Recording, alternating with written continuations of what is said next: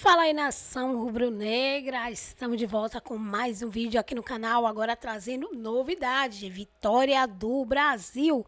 Isso mesmo, gente, isso mesmo, o Brasil ganhou de 1-0 em cima do Paraguai, por isso seja bem-vindo a mais um vídeo aqui no canal.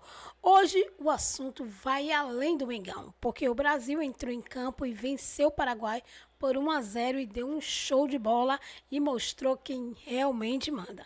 Isso mesmo, a vitória magra, né? Mais importantíssima para seguir em frente aí na data FIFA e, claro, em pró do a Copa do Mundo, né? E vamos comentar tudo o que rolou nesse jogo, incluindo as análises quentinhas dos comentaristas da Sport TV e também da ESPN Brasil. Gente, vamos falar do gol de Vini. Desencantou e muito desencantado aí com esse golaço aí que aproveitou a oportunidade. Ele foi o oportunista de hoje no jogo. Então, já deixa seu like, já se inscreve no canal, ativa o sininho para não perder nada, porque hoje vamos falar de seleção.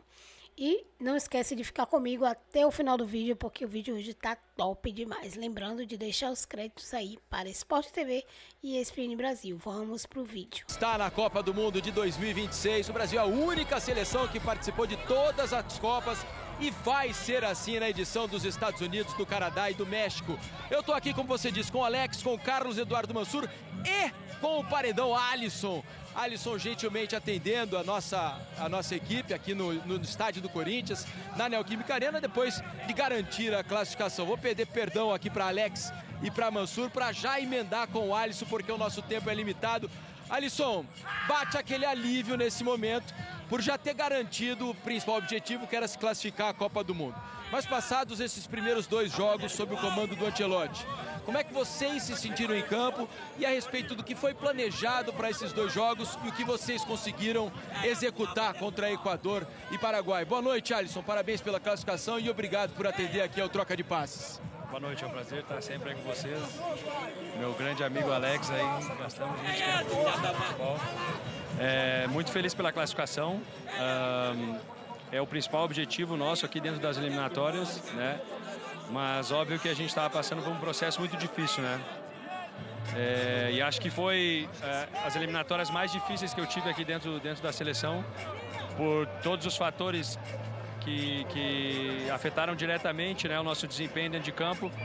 A gente nunca tira a nossa responsabilidade, a gente sabe que tem que chegar dentro de campo, tem que render independente do que acontece fora, mas foi muito mais difícil.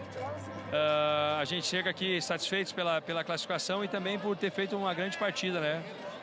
Que é o que a gente sempre quer, o que a gente sempre quis. Infelizmente, por vários motivos, não estava acontecendo dentro de campo. E a gente nunca foge do compromisso. A gente sabe que grande parte da responsabilidade disso não ter acontecido é nossa, né? Então hoje acho que o Ancelotti chegou nos dando uma base sólida, né, defensiva, que acho que é extremamente importante no futebol. E depois, com a qualidade dos nossos jogadores, a gente sabe que os caras vão resolver lá na frente. Tivemos muito mais controle hoje do que no jogo do Equador, jogando em casa, fora de casa, muito complicado. Tem sempre a pressão para a seleção dominar, né? Mas fora de casa acho que tem que se entender isso, né? Que as equipes sul-americanas, né? As seleções sul-americanas estão muito fortes, principalmente fisicamente, estão muito organizadas. Hoje a gente viu um Paraguai que defendeu praticamente todo o jogo. Isso dificulta bastante, mas a gente teve todos os méritos aí dessa vitória. E mais um jogo sem tomar gol, né? Extremamente importante também falar. É isso, dois jogos e o Alisson passou ileso nos dois. Uma vitória e um empate com baliza zero, como se costuma dizer. Carlos Eduardo Mansur, começa contigo. Boa noite. Sua questão ao goleiro do Brasil, Mansur. Boa noite, Felipe. Boa noite, Alex. Boa noite, Alisson. Todo mundo que assiste o Troca. Alisson, você se referiu recentemente, agora há pouco, à dificuldade que foi essa trajetória nas eliminatórias. O que mais impactou para os jogadores? Vocês tiveram nesse ciclo um treinador interino, um treinador que dividia o trabalho com um clube e que durou só 6 jogos, um treinador que depois que foi o Dorival, que também não teve uma trajetória longa na seleção e agora inicia um outro trabalho com um ano para a Copa do Mundo. Afetou mais o grupo essa alternância de comando ou o que acontecia também politicamente em torno da seleção, com tantas incertezas em relação ao futuro da CBF como entidade? Obviamente é a questão mais interna, né? Acho que as questões externas, lógico que muito nos entristece, né, de ver uma seleção do tamanho da seleção brasileira passar por esse tipo de coisas. Mas eu acho que, infelizmente, né, eu acho que a gente não tem que se acomodar, mas faz tempo que é assim, né, não é só de agora. Sempre teve problemas, mas dentro de campo sempre foi muito blindado, e nesse último ciclo não fomos blindados, né, e isso refletiu dentro de campo, mas acredito que principalmente pelas incertezas, por não ter convicção nenhuma do que se estava fazendo, né. Tu já falou, né, um interino, depois o Diniz comandando um clube, né, um ótimo profissional, um dos melhores treinadores no Brasil, né, no momento, um ótimo profissional tendo que comandar a seleção e um clube. Não tem nem palavras para isso, né? Depois entrou o Dorival, né, conseguiu tentar assim ter um pouco mais de tempo, não deu certo, infelizmente, né? Uma grande pessoa, grande profissional também, foi vencedor em todos os lugares que passou.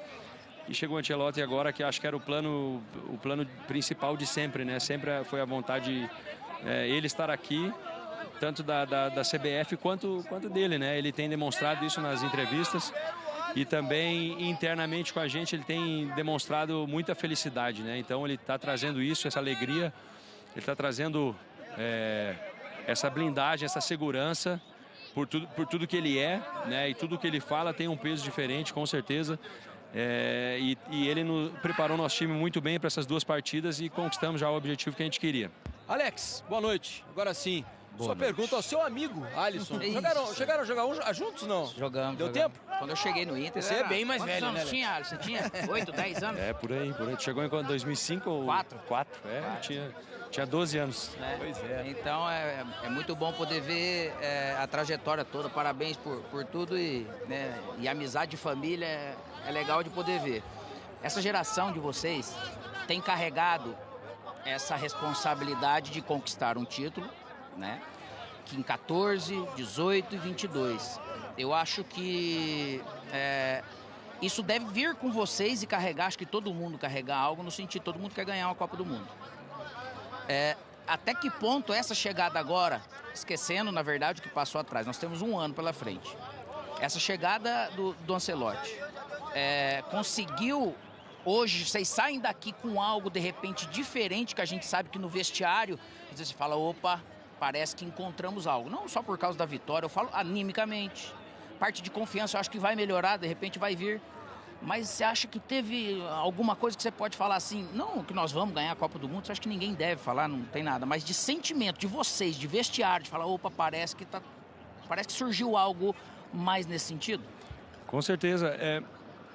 Se a gente chegar e falar, né, isso que tu disse, não, agora nós vamos ganhar a Copa, é burrice, né, porque a gente sabe o quanto é difícil, mas a gente sabe que existe um caminho para isso, né, então hoje a gente tem, acho que é um pouco, rápido, obviamente, para falar, mas a mudança é evidente, né, então a gente pode analisar friamente e dizer, opa, algo tá começando a mudar aqui dentro, né?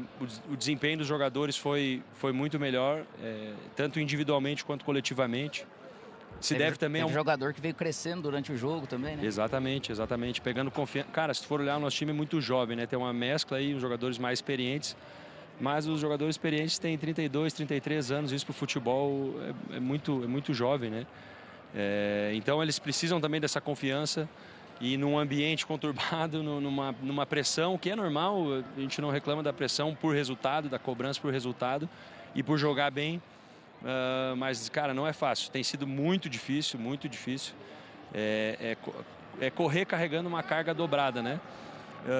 Mas eu fico muito feliz por a gente conseguir trazer esse senso, esse sentimento, né, de que algo novo está surgindo aqui dentro. O Ancelotti tem todos os méritos, né, também junto com a sua comissão, uma comissão muito trabalhadora, de qualidade. Também todo o pessoal que ficou, né, nesse processo, viveu esse processo difícil da parte da comissão técnica que está aí, né, os analistas, pessoal da preparação física, fisioterapeutas. Então esses caras nos ajudam demais, né? Então é ruim passar por isso, mas acho que cria casca, né? Momentos difíceis criam casca. Se tu for olhar um time vencedor, ele vai ter passado por um momento difícil que criou casca nos jogadores. Acredito que o momento de cada um no seu clube também influencia bastante, né? Se a gente for ver principalmente os nossos jogadores da frente, vencendo competições, sendo cotados para melhor do mundo. O Rafinha fez uma temporada sensacional, né? Marquinhos, campeão a primeira vez com o PSG, né? Então, todos os outros jogadores jogando bem, isso influencia também, né? Hoje a gente teve a felicidade de ter um bom resultado, mas é aquele negócio, pé no chão, sem empolgação, continuar trabalhando, porque a gente sabe que a gente tem muito para melhorar, né? Para chegar na Copa do Mundo, mas agora classificado com o objetivo ali, vamos mais tranquilos, mas sempre com os pés no chão e com esse senso de responsabilidade, né? Não era para ser assim, né, Alisson? Mas em outros títulos da seleção brasileira, o Brasil também enfrentou dificuldades, houve troca de técnicos próximas à Copa e a gente conseguiu vencer. Tomara que isso se repita na Copa de 2026. De antemão, já agradeço a sua participação, a sua gentileza de ter vindo nos atender aqui no Troca de Passes e que seja um caminho mais vitorioso, mais tranquilo, que a gente consiga chegar forte no Mundial para, quem sabe, conquistar o tão esperado Hexa. Alisson, muito obrigado pela sua participação, pela gentileza. Valeu. Prazer. Muito obrigado. Boa sorte aí. Valeu. Valeu. Tá aí o goleirão Alisson conversando com a gente, gentilmente atendendo o Troca de Passes aqui na Neoquímica Arena. Você vê imagens aéreas aqui do estádio do Corinthians, agora vazio. Até pouco tempo atrás eram 46 mil pessoas por aqui para incentivar a seleção brasileira, de novo a seleção. Agora a gente vai começar a mostrar os melhores momentos para vocês, vamos analisar o jogo, daqui a pouco teremos a entrevista coletiva do técnico italiano, né, comandando a seleção brasileira, enquanto você já acompanha os melhores momentos. Acho que o que é fato, né, acho que é algo inequívoco, é que a seleção melhorou, né? Esse é algo que não dá para discutir. O primeiro tempo, especialmente, me agradou muito mais do que o segundo. O Brasil, com essa nova formação, com essa nova tentativa, acho que conseguiu fazer um primeiro tempo em que, se não criou enormes chances de fazer o gol, teve sempre cercando a seleção paraguaia, se movimentou bem e sofreu muito pouco atrás, né, Alex? De novo, a segurança defensiva apareceu com melhor ofensiva no dia de hoje. Eu acho assim, e é um adversário que vinha num momento muito bom. Eu acho nove jogos sem derrota. O Brasil quebrou essa invencibilidade hoje. Então, eu acho que tem que dar mérito, sim, para a apresentação do Brasil. Se você for pegar de tiro de meta, primeira fase, segunda fase de construção, eu acho que melhorou bastante, né, Mansur?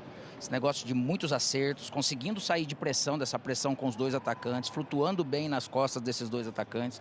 Às vezes, e o movimento que a gente falou do último jogo com o Equador, que faltou, de repente, essa flutuação atrás dos volantes, o Matheus Cunha fez muito bem. Óbvio que tem coisas que vão melhorar e deve melhorar. Se a gente for olhar o Martinelli, que começou um jogo errando, você vê que é falta de confiança, foi acertando uma jogada ou outra, veio melhorando.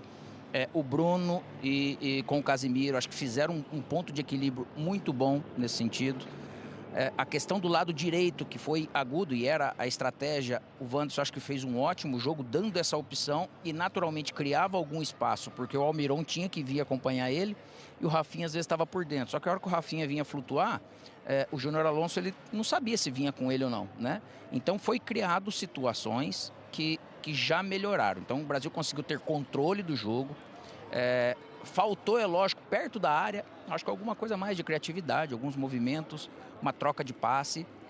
Para quem está vivendo esse momento de desconfiança, de retomada, também acaba fazendo parte. Só que até nas transições ou bolas perdidas do Brasil, essa zaga, e o Alex fez um grande jogo de novo. Impressionante, né? Chegou, marcou território, o cara seguro, firme, nas malandragens, tudo que tinha que ver, e a gente lá assistindo, não é com esses zagueiros, com essa defesa, não nos gera medo uma transição para a gente perder por velocidade. Então acho que ficou tudo muito bem controlado, e nisso acho que por isso que eu acho que a gente vê até o reflexo no torcedor, né?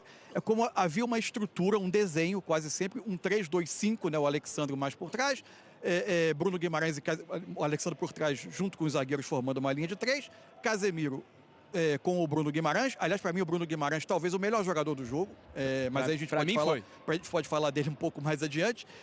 E aí você tinha o Wanderson, principalmente como jogador que abria campo pela direita, Martinelli podendo abrir o campo pela esquerda, Vini, Cunha pelo centro, o Rafinha que saía da direita e vinha dentro para ser um terceiro homem por dentro. A partir daí, o que eu gostei foram algumas dinâmicas que se estabeleceram. O Vini, por vezes, saía do centro e ocupava o lugar do Martinelli pelo lado esquerdo, com o Martinelli vindo um pouco mais por dentro. Isso tirava um pouco da previsibilidade, eu acho que no longo prazo tende a fazer o Vini crescer um pouco, no sentido de ele não ser sempre o jogador e que o adversário sabe em que condições ele vai receber a bola. Quase sempre já aberto, esperando a bola por ali e marcado, encaixotado na marcação.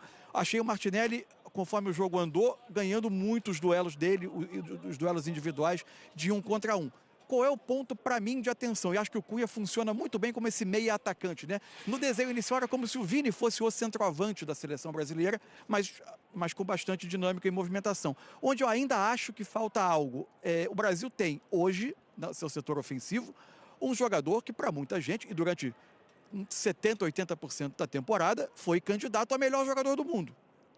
E nesse desenho, ele está um pouco fora das condições que o colocaram nessa disputa. A gente viu com o Rafinha quase sempre, como ele é um jogador canhoto, partindo da direita e trazendo para dentro, a gente via ele muito fazendo esse movimento para sair do lado para o centro, mas poucas vezes se colocando em posição de finalização, de ataque à área, de chute. E isso... Tanto que ele acho que finalizou uma vez só no Exato. jogo, foi um chute, uma Exato. jogada até bem tramada, ele recebe a bola fora da área do Cunha e acaba batendo rasteira no centro do gol com pouca força, né? Acho que foi a única finalização realmente do Rafinha em todo o jogo, né? Esse é um ponto que com o tempo, e é evidente, gente, esse time jogou pela primeira vez junto agora com o treinador que está no seu segundo jogo. Agora, acho que vai ser preciso criar uma dinâmica para que mesmo jogando pelo lado direito, o Rafinha não se distancie de possibilidade de finalizar mais no jogo, entrar na área para concluir jogadas, fazendo algo que o fez se destacar muito na temporada. Brasileira, o volume de jogo aí, o lance do gol, né? Porque o Matheus acreditou nessa bola. Ele foi buscar essa bola ali perto da linha de fundo e cruzou, e o Vinícius se atirou na bola para fazer o gol da seleção brasileira. Pena que o Vinícius não vai jogar contra a seleção chilena, mas o Brasil já está classificado para a Copa do Mundo. Bruno Guimarães, Casemiro, Matheus Cunha, Rafinha. Vou falar para você, eles jogaram demais pela seleção do Brasil. E parece que o Brasil, depois de um certo tempo, achou mais um zagueiro, né? Sim. Como brota jogador, a gente fala, não, às vezes o Brasil tem dificuldade de encontrar jogador aqui e ali. Esse foi do nada mesmo. Apareceu assim, do Lille para a seleção brasileira, para ganhar espaço e para convencer, né? Os homens da comissão técnica do Brasil. Isso é um lance do Bruno Guimarães, tentou por cobertura já no segundo tempo. Eu tenho duas ressalvas a fazer. E as duas ressalvas ficam para as laterais do Brasil. Como nós somos como seleção brasileira, como a seleção brasileira é deficitária pelas laterais. O Wanderson... Segundo tempo ele soltou um pouquinho mais, né? O Wanderson, ele é bom na descida. Na subida ele tem muita dificuldade. Quando ele ataca, ele vai bem. Mas quando tem que defender, ele tem muitas dificuldades. Ele é um jogador com pouca criatividade para jogar na lateral direita. Mas é o que tínhamos para... Eu acho até, né, que o Wesley é mais jogador que o Wanderson. Mas o Wesley hoje ficou no banco de reservas. E o lateral esquerdo da seleção do Brasil, o Alessandro, ele... E quando entrou o Romero para jogar aberto pela ponta, ele começou a se desesperar. Não me parece um jogador experiente como ele é, né? Começou a se desesperar. Tanto que logo saiu para a entrada do Beraldo, né? A tirar a bola de todo jeito. E aí são as duas ressalvas que eu faço. As duas laterais do Brasil. Ainda precisamos encontrar jogadores. Precisamos de mais coisas, é claro, é óbvio. Mas hoje a gente viu uma seleção melhor, eu não vou falar muito, melhor do que a gente já tinha visto, mas dá um alento para o torcedor. A pegada foi diferente, a vontade, a determinação. Isso nos dois jogos, né? Nos dois jogos. A gente viu muita diferença do que a gente tinha visto até aqui da seleção brasileira, e eu acho que isso também passa pelo treinador, porque ele é muito próximo dos jogadores e ele cobra muito isso do empenho de cada um. Tudo, especialmente nesse início, passa pelo treinador. Viu, Marcelo, uma observação de quem estava no estádio. Todo mundo sabe como é que são os jogos da seleção brasileira em São Paulo. Passou de 20 minutos sem fazer um golzinho, a torcida começa a chiar. Hoje o comportamento foi totalmente diferente. O gol da vitória do Brasil saiu ali no finalzinho do primeiro tempo. o comportamento até sair o gol foi exemplar da torcida. Aos 21 teve uma bola perigosa, aos 26 teve outra bola perigosa, aos 32 teve outra bola perigosa, só aos 43 é que foi sair o gol. E aí a torcida foi no embalo, a torcida responde daquilo que ela vê dentro de campo.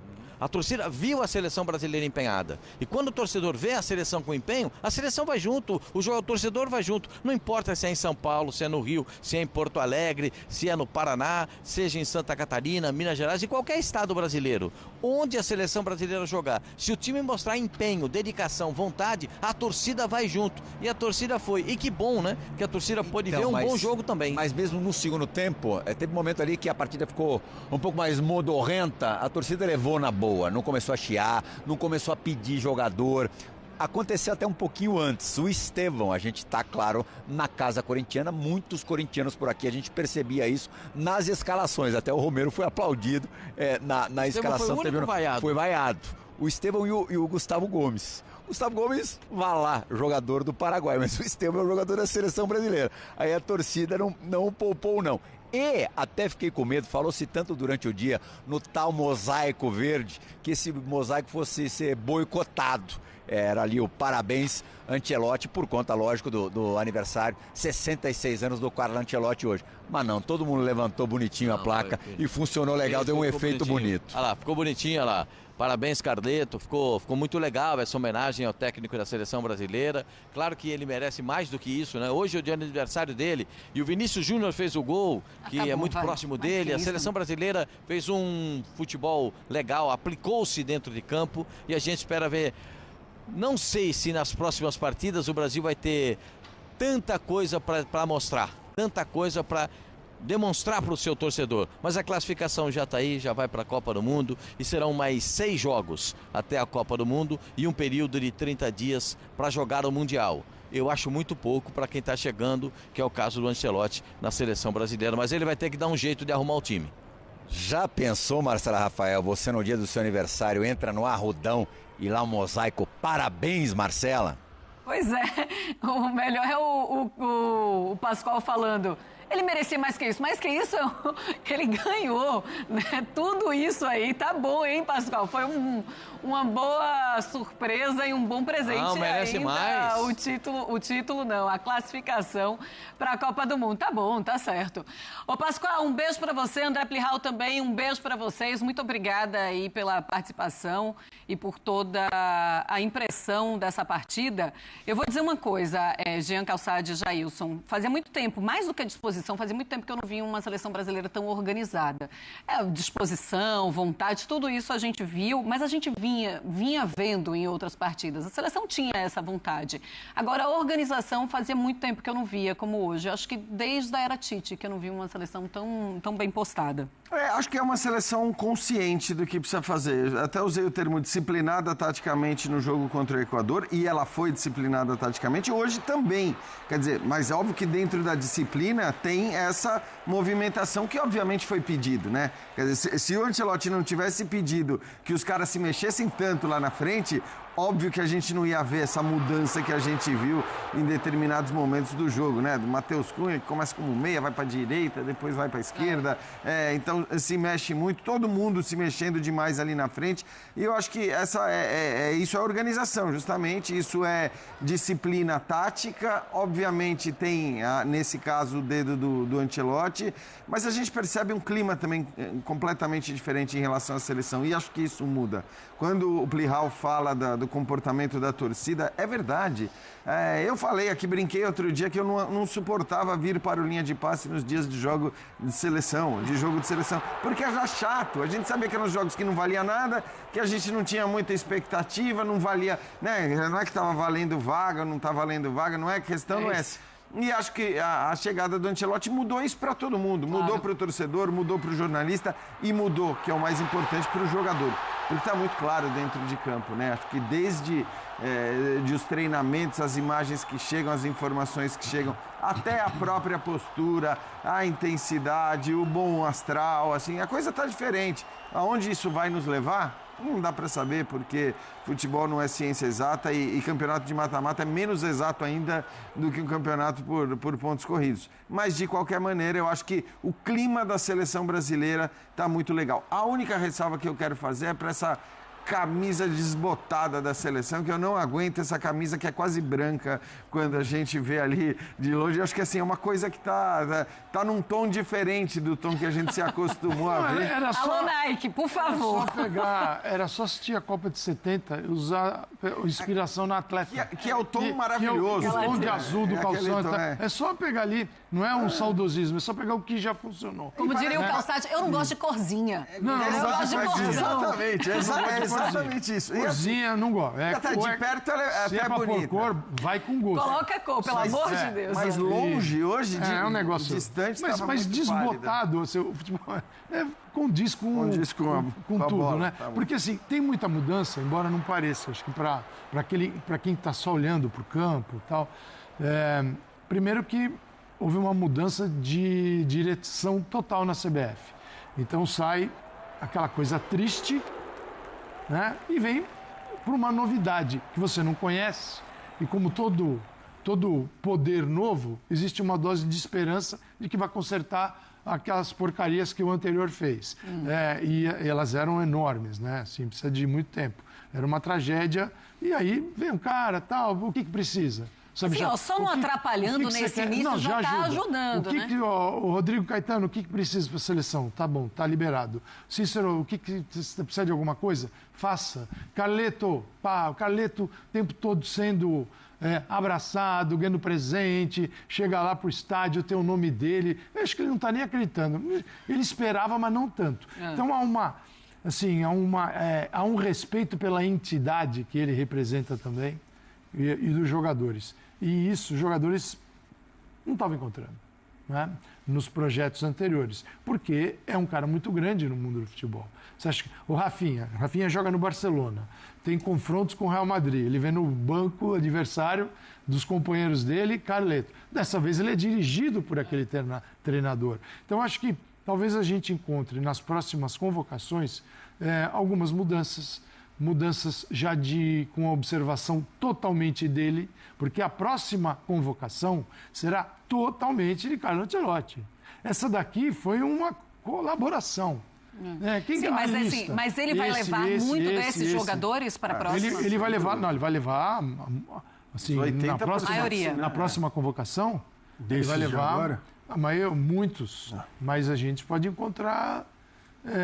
eu acho que podemos encontrar surpresas como foi o Alexandro, zagueiro, que era o jogador da observação dele, estava na observação da seleção brasileira, mas não era um cara presente. Ele veio, ele conhecia o jogador, falou, vai jogar, deu a camisa. Isso é legal. O Alex R, ele estava na lista do Dorival também. Isso é legal porque assim, o treinador brasileiro às vezes demora... 1 ano para botar o cara para jogar. Foi titular logo. Não, tá aqui a camisa e vai lá e joga. Os treinadores europeus estão acostumados, ele nunca foi treinador de seleção, mas você vê isso nos outros. Eles estão acostumados a dar a camisa para quem nunca jogou e vai lá e joga. A França mesmo, contra a Espanha, jogou com 2. Cherki jogou, Kalulu, lateral direito também, Kalulu. Sim. Kalulu também, primeira vez, está aqui a camisa, vai lá e joga, semifinal de Nations, não fica ali com frescurinha, vamos ver, vamos adaptar. Então, às vezes a gente espera e passa... Pediu para não ser convocado, o Endrick eu não sei se seria chamado ou não, mas está machucado. Está machucado. Você não tem, acho que ele não vai ter a próxima. O Richarlison, vocês acham que volta? Eu não... não sei. Tem o Gabriel Jesus, que está machucado, daqui a pouco vão começar a olhar. O Richarlison não foi bem contra o Equador. E hoje ali, o tempo que ele teve em campo, ele também não apresentou também não foi bem. Estava na cota dele. É que eu acho que o Richarlison é uma convocação ali da confiança dele. Justamente por isso que eu estou perguntando. Pode até ser que esteja. O Casimiro não se discute, não tem como, né? Não tem como discutir. Olhando para os caras que foram cota dele, assim. E o Alex, a gente já falou bastante, acho que talvez tenha ganhado a vaga de titular nessa seleção. Então, assim, sim, podemos ter mudanças, até porque alguns jogadores machucados ou que pediram para não ser convocados não vieram dessa vez. mas eu acho que 80% ou mais dessa seleção ela vai ser mantida. O que a gente vai ver é assim, qual é o... nas trocas do Carlo Ancelotti, o quanto que ele vai escalar pensando no adversário. Porque enquanto você não tem consistência com uma equipe que serve para qualquer tipo de adversário, você altera a equipe em função do que vai encontrar pela frente. Então, assim, o jogo do Equador foi tinha o Gerson no meio de campo, eram 3. O jogo em casa contra o Paraguai, que ele sabia que ia ficar muito no fundo e se fechar, era só olhar para o trabalho do Gustavo Alfaro no Paraguai, ele já sabia exatamente o que ele ia encontrar. Ele veio com 4. Então, assim, vai ser todo jogo assim? Sei, mas assim, nas eliminatórias, agora que tem Chile em casa... O Chile é muito frágil. O Chile agora... E a Bolívia... Agora o Brasil pode se dar o luxo de escalar a equipe que faça com que o Brasil produza mais. Mas acho que essa não é a tônica, hoje, pelo menos pela distância que existe hoje em relação às principais equipes europeias. A gente falou isso ontem, né? Se você pegar as semifinais da Nations, existe uma distância muito grande do Brasil para essas seleções. Eu acho que nestes eventuais jogos numa Copa do Mundo, pelo menos se a gente considerar o status de hoje, o Ancelotti ia pensar no adversário. Primeiro que aquela prepotência não cabe mais, né? Não cabe mais aquela prepotência de amarelinha e contra amarelinha, os outros que se preocupem. Os outros que tem que mudar a tática para enfrentar, não tem como. Não dá mais para viver disso, né? Assim, mas o que me preocupa é a maneira como vai se preparar para a Copa do Mundo, porque são esses os adversários até lá. E aí vai ter que encontrar de todo jeito uma maneira com um meio campo um pouco mais robusto. Mas foi o teste contra o Equador, Marcelo. Então, e o plano eu sei, porque infelizmente só tem um ano, né? Mas o plano de preparação tá bom, né? Se confirmar isso que está se falando. Seriam equipes asiáticas, exatamente, equipes asiáticas e depois as equipes europeias, que é quando dá para jogar contra os europeus, né? Por conta da Nations League não dá para jogar isso. Aí quando você já tiver... E aí vai ser legal, porque em março do ano que vem você vai ter a repescagem das eliminatórias europeias rolando. E, portanto, você já vai ter as grandes seleções europeias classificadas sem Nations League para jogar e procurando grandes amistosos também. Então, já estou na Premier League. O que me surpreendeu, assim, eu até acho, foi muito bem mesmo, a dupla de volantes foi muito bem e o Casemiro foi mais uma vez muito bem. Porque o jogo do Casemiro contra o Equador, acho que foi num nível ainda superior ao jogo do Casemiro hoje. Porque essa é a posição do Casemiro. Então, eu até fiquei na dúvida quando eu vi a escalação, e ontem eu até falei que eu gostava da escalação de hoje, né? Com 4 homens mais ofensivos, mas a minha dúvida era um pouco por ter o Casemiro com essa dupla, porque eu acho que o Casemiro ele funciona melhor como um primeiro volante, tendo dois também, concordo contigo. E foi o que o Marra falou ontem. Eu imagino que o Casemiro vai sair melhor se ele tivesse o Gerson ao lado do Bruno Guimarães e ele ali. Mas aí, assim, o Casemiro jogou com um só. Não era o Gerson, era o Bruno Guimarães e o Casemiro também foi muito bem. Eu achei que ele fosse ficar sobrecarregado. Também. Na hora, por exemplo, que o Enciso e o Almiron tivessem um contra-ataque e fosse cair pelo lado do Casemiro. Que eu acho que mas até isso funcionou muito bem. A compensação do Alexandre. Que ataca menos. Sim. É isso aí, nação rubro-negra. Como vocês viram, realmente o Brasil mostrou para que veio, né? O jogo foi muito bom. A gente via que realmente os jogadores estavam com gás, com vontade de ganhar o jogo, né? E mostraram isso com muita criatividade. Criatividade foi o que não faltou. Poderia ter tido mais gols, né? Porque teve vários gols perdidos ali na cara, né? Mas pelo menos Vini fez o trabalho dele, né? Jogou bastante e também fez o gol. O que a gente precisava para se classificar. E a gente espera que continue melhor do que o que foi hoje. Se hoje já foi bom, que os próximos jogos sejam melhor, né? Que eles continuem aí se esforçando para dar o melhor deles, porque a torcida aqui, né, do Brasil está torcendo muito por todos eles, né? Para que todos se destaquem. Falando nisso, eu queria saber de vocês, qual jogador, na opinião de vocês, foi o craque do jogo de hoje? Comenta aí, porque tem muitos aí. Martinelli, para mim, foi muito bom. Vini Júnior também jogou muito. O Rafinha não estava muito bom no início, mas já no finalzinho assim do segundo tempo, né? Meado assim do segundo tempo, ele começou a aparecer no jogo e o jogo começou a andar. Mas comenta aí, dá a opinião de vocês. Na minha opinião aí foi o Martinelli. E depois aí o Vini que fez o golaço, lógico. Mas deixa a sua opinião. E não esquece, galera, de compartilhar o nosso vídeo para os seus amigos que gostam da seleção, que são rubro-negro, para que eles continuem aí assistindo nossos vídeos, né? Não esquece de se inscrever no canal se você ainda não é inscrito, de ativar o sininho das notificações para não perder nenhum conteúdo que rola aqui no canal, né? E, claro, dá muito like aí para nos ajudar também no crescimento aí do canal, galera. Lembrando, galerinha, de deixar aí os créditos para Sport TV e também para a ESPN Brasil. Vou ficando por aqui. Voltaremos amanhã com mais vídeo, né? Falando aí da nossa seleção que brilhou hoje, brilhou muito. Até o próximo vídeo.